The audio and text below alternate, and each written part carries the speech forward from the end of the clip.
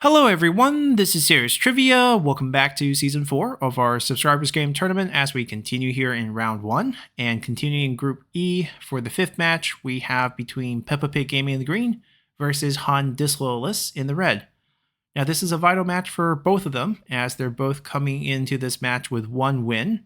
So the player who secures 2 wins pretty much guarantees themselves a place in the top 2. The only difference here is this is Peppa Pig Gaming's final match, while Han Disloyalist still has another match after this one, so a little bit less pressure on him as he has a 1-0 record, whereas Peppa Pig Gaming is coming in with a 1-1 record. Looking at the compositions, Peppa Pig Gaming is bringing Huang Fusong, Lu Zhi, and Liu Chong. 2 range abilities, Turning the Tide on Lu Zhi, and of course, Defender of Empires on the units. 6 of them, Unbreakable Spear Guards to kind of anchor this composition, a splash of Imperial Lancer Cav, a splash of Chen Peacekeepers, which are flexible melee Cavs with crossbow capabilities, a couple of the Chen Crossbowmen, which I think is a bit of overpay. They're essentially crossbow with better armor, and then 1 Yellow Dragon to round out the composition. For Han Disloyalist, we have Sha Mo Ke, we have Huang Shao, and Yuan Shao. Pretty similar to what we saw him bring first time, in that we have lots of infantry and then a full set of Northern Lancer Cav brought by Yuan Shao and boosting the army with his distant courage. And we have some strong generals across the board. Sha Mo Ke definitely can fight, has a spare bow to use. He's bringing really strong Nanman infantry. Now the cheap side of this army is going to be those peasant spearmen. And Lu Zhi is going to take good advantage of that with his Turning of the Tide, since those are easily routed. We'll see if that have an impact on the fight. I think for the Han Disloyalist side, he has to keep Yuan Shao protected to take full advantage of the distant courage to match the unbreakable spear units, even though his axe Nanman infantry can actually break through the shield pretty easily, and then just use the cavalry to overwhelm the more quality cavalry that Peppa Pig Game is bringing, but then the number side definitely favors Han Disloyalist. So let's see how this battle actually plays out on the battlefield. Now, looking at deployment on both sides, it's pretty standard. We have a face-off of infantry in the front, cavalry in the back with the 3 generals. We'll see if we have some general usage with the range abilities. Definitely could see a case where Peppa Pig Gaming might use some delay tactics to try to use show of force a bit earlier on and see if he can get some damage before the fighting starts. But looking at how the infantry is moving up, I mean, they're in turtle. They could definitely move up and be fine. For Han Loyalist, Decisive Charge is definitely the best option here, because you don't really want to delay against this setup, especially since they also have the range. You can greatly reduce the effectiveness of crossbow if you just close that gap, and they just don't end up with that many kills, which is why typically I think going with just a few cheap crossbows is the best option. Investing so much money on something that might not get you much return. They need to be shooting these calves. Why are they moving? They're in range. They're not shooting because they're moving.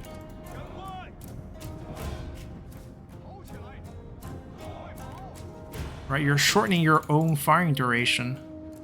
Okay, we got a very weird use of surprise attack. Didn't cover all the infantry, but it made that group invisible.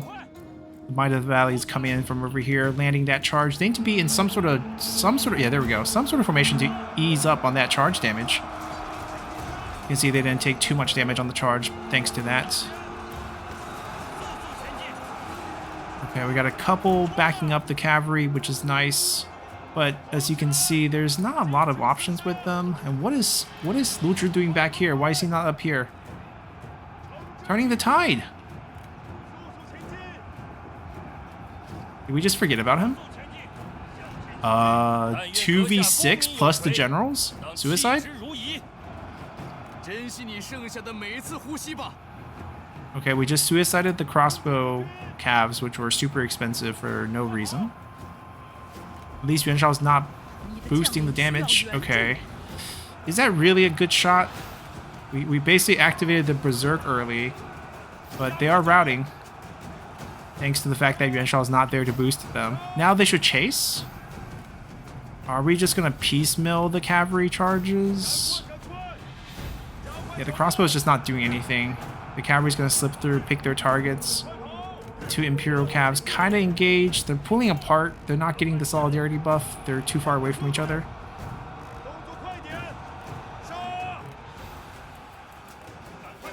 Well, it's just the peasant spearmen. Let them fight them. They have armor. They can beat them.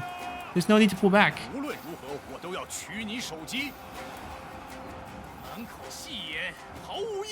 I mean, this Imperial Cav just not doing anything. Ludra's finally moved up.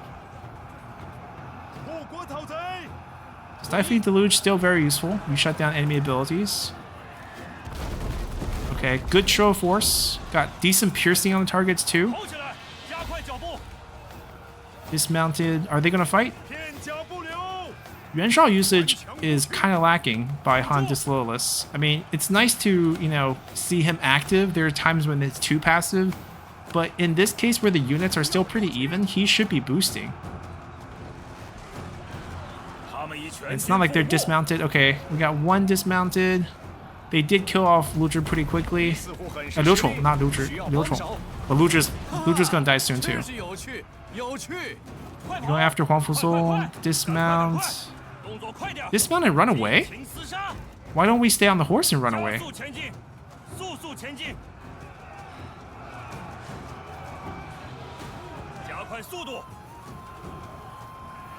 Well, Ludra's not being micro. Ludra's dead.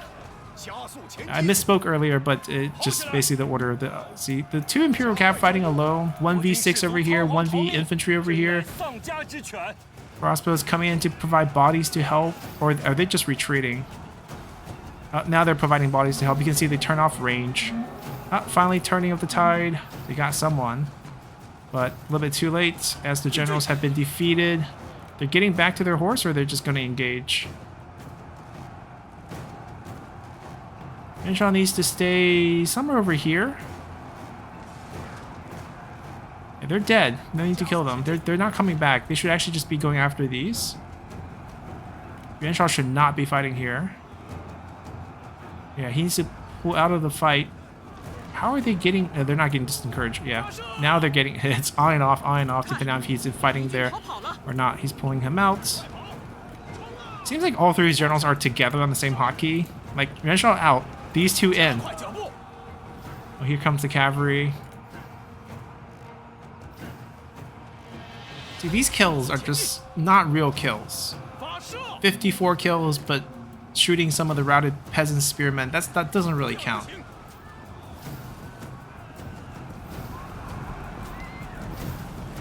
Maybe let's pull Yuan Shao out of the same hotkey. Because if he can just move him, yeah, let them get the bonus. That way they keep the high morale instead of flickering on and off, and then keep the berserk once they're half health. It's a lot of damage. They can easily kill off these guys. He does not need to be chasing a routed unit. The cavalry advantage is pretty significant. Just misuse of the cavalry by Peppa Pig Gaming, throwing away the two Chen Peacekeepers. I mean, we've seen it a couple times in the tournament where Chen Peacekeeper gets picked and then like they don't shoot their crossbows at all and they're charging headfirst into elephants or charging headfirst into like 6 different calves and expected to win that. So there's just no way.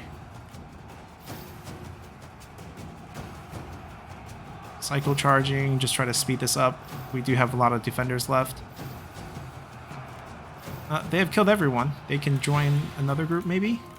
Mind of the Valley is a very strong unit, especially after the buff. Pairing them with Yuan Shao is very smart because you can kind of maintain their morale after they drop past half health, and then they get all the boosts in terms of damage and attack speed, and they don't have to worry about routing away at that point, and they can fight to the death. Very efficient. It's just the general that's supposed to pair with them is not actually doing that much because they're abandoning this group here. Do they have to all get pulled out at the same time? Why can't they stay in? He has a splash ability. Oh, now they're all going in. And this is just the win. It's fine. We don't need to be efficient here. But it would be more efficient if he just doesn't charge. Everyone else charged would get 50% extra charge bonus. It would actually do more damage.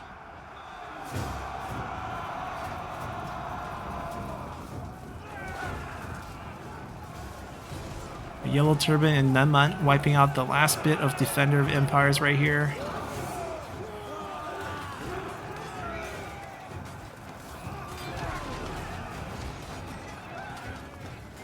And that might be it.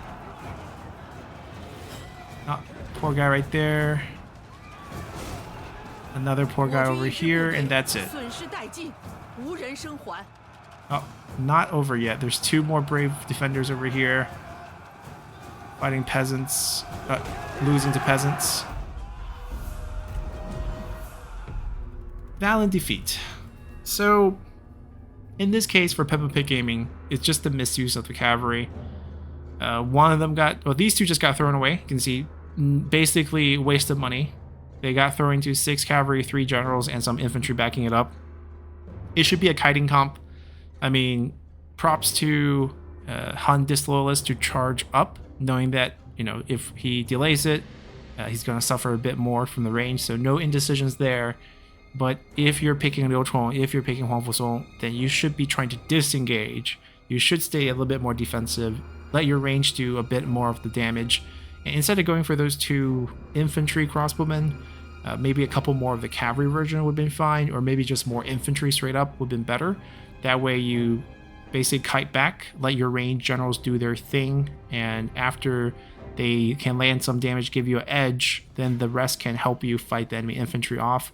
But the cavalry disparity is an issue. You pretty much had to keep your cavalry safe, force their cavalry to either be useless because you have a spear unit set up outside and they just can't find targets, or force them to make a mistake and have them land a charge somewhere where you can actually punish that.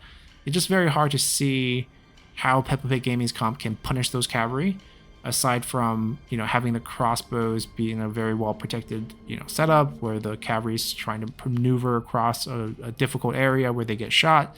But even then, with high mobility, I don't think they'll be able to pick off enough cavalry to kind of even out the number. But at least fight with the Imperial cavalries together. You can see one of them who actually fought did a decent amount of damage, but the other pretty much fell without doing, you know, much at all. And those Might of the Valley definitely carry the day. You can look at the high kill count on those. I mean, it's inflated because they were fighting unbreakable units, but overall the pairing of those units with Yuan Shao and the pairing of cheap peasant spearmen with Yuan Shao for the yellow turbans basically maximize the value of Distant Courage, even though there were a couple instances of micro issues with the Distant Courage going on and off because Yuan Shao was getting into fight voluntarily a little bit too much.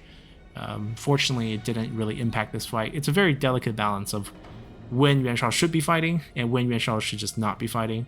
But here we have a pretty good result for Han Disloyalist, as he will be going to his final match 2-0.